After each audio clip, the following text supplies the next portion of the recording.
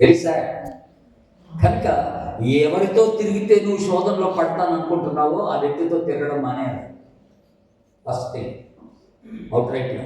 రెండోది నువ్వు చేయాల్సిన పని ఏంటంటే, యవనస్తులారా వినండి, నువ్వు ఏ స్థలానికి వెళ్తే శోధనలు వస్తాయని నువ్వు అనుకుంటున్నావో ఆ స్థలానికి వెళ్ళడం మానేయాలి.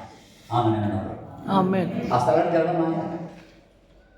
ఈ రెండు పనులు ఖచ్చితంగా జరగాలి. There are people, there are places where you will be tempted. ఈ రెండింటిని మీరు అవాయిడ్ చేయాలి.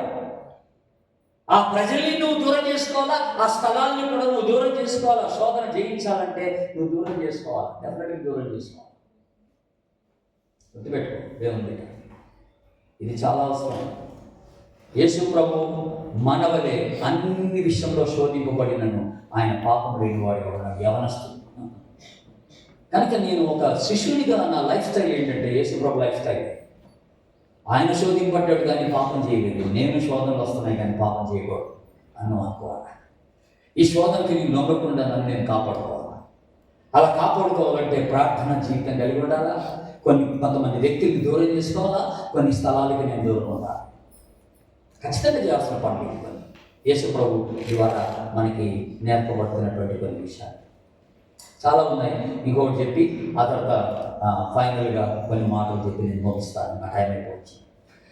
ఇంకొకటి యేసు ప్రభులో మనం చూసేటువంటి ఒక ఉన్నతమైనటువంటి లక్షణం ఏంటంటే, ఫిలిప్పీ పత్రిక మనందరికీ బాగా తెలిసింది. ఇది ఫిలిప్పీ పత్రిక 2వ అధ్యాయం 6వ వచనం. 2వ అధ్యాయం 6వ వచనాన్ని చూద్దాం ఒకసారి.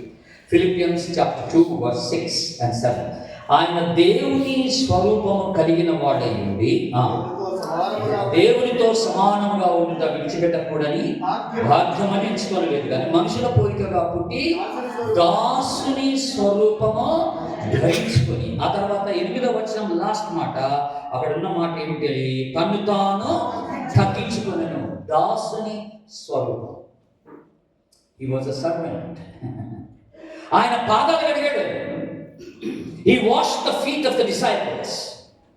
మీరు ఇలాగే ఒకరినొకరికి చేసుకోండి అన్నాడు.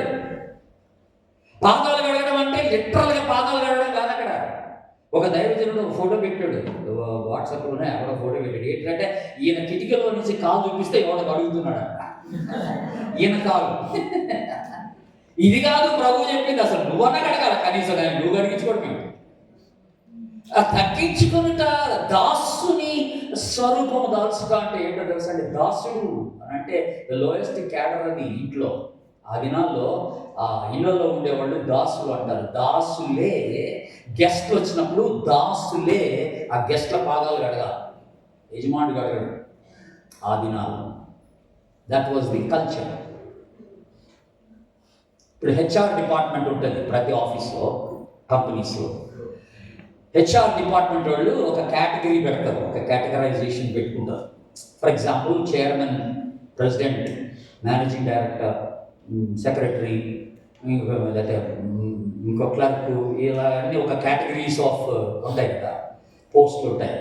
ఇలాగ పోస్టులు అన్నీ పెట్టిన తర్వాత చివరి పోస్ట్ ఒకటి ఉంటుంది, అదేంటంటే లేబర్ అని ఉంటుంది. లేబరర్ అని ఉంటుంది అనమాట. అంటే అది దాసుడు అనమాట. లాస్ట్ మీరు ఈ పైన క్యాడర్స్ అన్నీ చూడండి, పైన వాటన్నిటికీ ఆ లాస్ట్లో ఉండే దానికి ఒక తేడా ఉంటుంది, ఒక వ్యత్యాసం. ఈ పైన వాటన్నిటికీ పైన ఒకడు ఉంటాడు, కింద ఒకడు ఉంటాడు. చూసారా మీరు? ఆడి పైన ఒకడు ఉంటాడు, ఆడి కింద ఒకడు ఉంటాడు అనమాట, ఆడి అధికారం చెలాయించడానికి. బట్ ఈ దాసుడు, ఆ లేబరర్ ఉంటాడు చూసా, ఆడి కింద ఎవడు ఉంటాడు. ఆడి కింద వాడి అధికారం చెలాయించడానికి ఆడి కింద ఎవడు ఉంటాడు. ఇది ఆడే లాస్ట్. ఆడే పైనోడు చెప్పి చేయాలి, కానీ వీడు ఎవడికి చెప్పడానికి వీడికి అధికారం లేదు అక్కడ. వీడు is the last man, is the last man. దాసుడు అంటే అదేంటి? Servant. I'm here to serve, I'm here to serve.